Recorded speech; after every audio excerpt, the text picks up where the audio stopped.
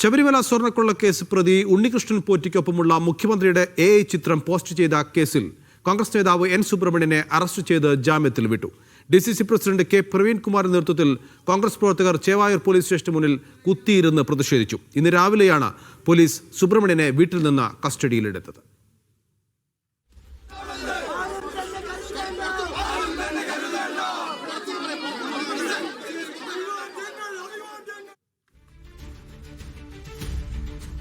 അനീസലിയാണ് വിവരങ്ങൾ നൽകാനുള്ളത്. അനീസലി, ഏറ്റവും ഒടുവിൽ സുബ്രഹ്മണ്യന് മോചനമായിരിക്കുന്നു. എന്തൊക്കെ വകുപ്പുകളാണ് സുബ്രഹ്മണ്യനെതിരെ ചുമത്തിയിരിക്കുന്നത്? സ്റ്റേഷൻ ജാമ്യത്തിലല്ലേ സുബ്രഹ്മണ്യനെ ഇപ്പോൾ വിട്ടിരിക്കുന്നത്? തീർച്ചയായും സുബ്രഹ്മണ്യത്തിനെതിരെ ബെയിലബിൾ ഒഫൻസ് ആണ് ഉണ്ടായിരുന്നത്. അതുകൊണ്ട് തന്നെ സ്റ്റേഷൻ ജാമ്യത്തിൽ വിടാവുന്ന കുറ്റങ്ങളെ അദ്ദേഹത്തിനെതിരെ രേഖപ്പെടുത്തിയിട്ടുള്ളൂ. പക്ഷേ കോൺഗ്രസ് പ്രവർത്തകർ പറയുന്ന ഒരു കാര്യം എന്ന് പറയുന്നത്, ഇങ്ങനെ സ്റ്റേഷൻ ജാമ്യത്തിൽ വിടാവുന്ന ഒരു കുറ്റത്തിന് ഇത്രയും നാടകീയമായ അന്തരീക്ഷം ഉണ്ടാക്കേണ്ട കാര്യം എന്തായിരുന്നു പോലീസിന് എന്നാണ് അവർ ചോദിക്കുന്നത്. ഏതായാലും ഇപ്പോൾ മണിക്കൂറുകളോളം ഈ ഒരു നാടകീയത പിന്നിട്ട ശേഷം ഇപ്പോൾ അദ്ദേഹം പുറത്തിറങ്ങിയിരിക്കുന്നു. അദ്ദേഹത്തിന് ജാമ്യം ലഭിച്ചിരിക്കുന്നു.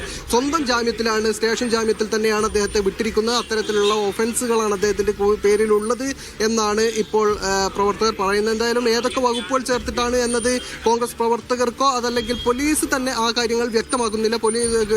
ഇപ്പോൾ ചർച്ചക്കായി പോലീസ് സ്റ്റേഷനിലേക്ക് അകത്തേക്ക് കയറിയിരുന്നത് DCC പ്രസിഡന്റ് പ്രവീൺകുമാർ, അതുപോലെ തന്നെ PM നിയാസ് എന്നീ രണ്ടുപേരായിരുന്നു. അവർ രണ്ടുപേരും ഇന്ന വകുപ്പുകൾ എന്ന തരത്തിലുള്ള നിർദ്ദേശങ്ങൾ, അറിയിപ്പുകൾ പോലീസിൽ നിന്ന് ലഭിച്ചിട്ടില്ല എന്ന തരത്തിലാണ് അവർ പ്രതികരിച്ചത്. എന്തിനാണ് അതായത് സുബ്രഹ്മണ്യം പറയുന്നത്, പുറത്തിറങ്ങിയതിനു ശേഷം സുബ്രഹ്മണ്യം പറയുന്ന ഒരു കാര്യം, 6:30 പോലീസ് വീട്ടിലെത്തിയിട്ടുണ്ട്. ഇപ്പോൾ താൻ പുറത്തിറങ്ങുന്നത് ഈ സമയമാണ്, 12:30 ആ ഒരു സമയത്താണ് ഈ സ്റ്റേഷനിൽ നിന്ന് പുറത്തിറങ്ങുന്നത്. ഈ 6:30 പോലീസ് എത്തുമ്പോൾ സൗഹാർദ്ദത്തോടെയായിരുന്നു അവരുടെ പെരുമാറ്റം ഉണ്ടായിരുന്നത്. ഞാൻ കട്ടൻ ചായ കൊടുത്തു, അവരത് കുടിച്ചു, ഞങ്ങൾ അവിടെ ഇരിക്കുന്നു, എൻ്റെ മൊഴി രേഖപ്പെടുത്താൻ എന്ന് പറഞ്ഞാണ് അവിടെ എത്തിയത്. അതിനുശേഷം പക്ഷേ പിന്നീട് ഒരു അരമണിക്കൂറിനുള്ളിൽ അദ്ദേഹത്തിന് പോലീസിന് ഫോൺ വരുന്നുണ്ടായിരുന്നു. അവർ ആരാണ് വിളിച്ചതെന്ന് തനിക്കറിയില്ല, സാർ എന്ന് വിളിച്ചാണ് അവർ സംസാരിക്കുന്നത്. അതിനുശേഷമാണ് എന്നോട് പറയുന്നത് മൊഴി രേഖപ്പെടുത്തുന്നത് ഇവിടെ നിന്നല്ല, നമുക്ക് സ്റ്റേഷൻ വരെ പോകണമെന്നാണ്. അപ്പോഴും മൊഴി രേഖപ്പെടുത്താൻ വരെ സ്റ്റേഷൻ വരെ പോകേണ്ടതുണ്ടോ എന്ന് ഞാൻ ചോദിക്കുന്നു. പക്ഷെ പോകണം എന്നവർ പറയുന്നു. മൊഴി രേഖപ്പെടുത്താൻ എന്ന് പറഞ്ഞാണ് പോകുന്നത്. അതിനുശേഷം വാഹനത്തിൽ നിന്നാണ് തന്നോട് കസ്റ്റഡിയിലെടുക്കുകയാണ് എന്ന കാര്യം പറഞ്ഞത്. അതിനുശേഷം പിന്നീട് നേരെ ചേവായൂർ സ്റ്റേഷനിലേക്ക് എന്ന് പറഞ്ഞാണ് കൊണ്ടുവന്നത്.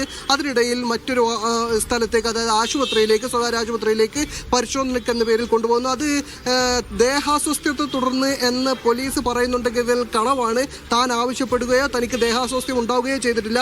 പോലീസാണ് ആശുപത്രിയിലേക്ക് കൊണ്ടുപോയത്. അവിടെ നിന്ന് പോലീസിനോട് സംസാരിക്കുമ്പോൾ എനിക്ക് രാവിലെ പ്രഷറിന്റെ ഗുളിക കഴിക്കാത്തതുകൊണ്ട് പ്രഷർ കുറഞ്ഞതായി കാണുന്നത് കൊണ്ട് ഡോക്ടർമാർ പറഞ്ഞിട്ടുണ്ട് അദ്ദേഹത്തെ ഈ അവസ്ഥയിൽ സ്റ്റേഷനിലേക്ക് കൊണ്ടുപോകരുത്. അങ്ങനെ കുറച്ചു നേരം കൂടെ അവിടെ വെച്ചതിന് ശേഷം പിന്നീടാണ് എന്നെ ആശുപത്രിയിൽ നിന്ന് സ്റ്റേഷനിലേക്ക് കൊണ്ടുവന്ന്. സ്റ്റേഷനിൽ ഇത്ര നേരം പിന്നിട്ടതിന് ശേഷവും അദ്ദേഹത്തോട് ഈ ഫോട്ടോകളെ കുറിച്ച് പല കാര്യങ്ങളും ചോദിച്ചു. പക്ഷേ ആ കാര്യങ്ങളിൽ തനിക്ക് പറയാനുള്ള കാര്യങ്ങളെല്ലാം വ്യക്തമായി പറഞ്ഞു. അതിനുശേഷം ഇപ്പോൾ ഈ അറസ്റ്റ് രേഖപ്പെടുത്തി വിട്ടയച്ചിരിക്കുകയാണെന്ന് അദ്ദേഹം പറയുന്നു. അദ്ദേഹത്തോട് നമ്മൾ ചോദിക്കുന്നത് 2 ഫോട്ടോകൾ ഉണ്ടായിരുന്നല്ലോ എന്ന് പറയുമ്പോൾ അതിൽ ഏത് ഫോട്ടോയെക്കുറിച്ചാണ് ചോദിക്കുന്നത് എന്ന് പറയുമ്പോൾ അതിനെക്കുറിച്ചൊന്നും തനിക്കറിയില്ല. തന്നോട് സോഷ്യൽ മീഡിയയിൽ പങ്കുവച്ച ഫോട്ടോകളെ കുറിച്ചാണ് പറഞ്ഞത്. അതിൽ ഒരു ഫോട്ടോ താൻ പിൻവലിച്ചിട്ടുണ്ട്, മറ്റൊരു ഫോട്ടോ ഇപ്പോഴും അവിടെ തന്നെ ഉണ്ട്. ആ ഫോട്ടോ വീഡിയോയിൽ നിന്ന്, മുഖ്യമന്ത്രിയുടെ ഓഫീസ് തന്നെ പുറത്തുവിട്ട വീഡിയോയിൽ നിന്ന് എടുത്തിട്ടുള്ള ഫോട്ടോ ആണ്. മറ്റേത് നേരത്തെ തനിക്ക് എന്തോ സംശയം തോന്നിയ ഒരു ഫോട്ടോ, ആ ഫോട്ടോ ഞാൻ അപ്പോൾ തന്നെ പിൻവലിച്ചതാണ്. അത്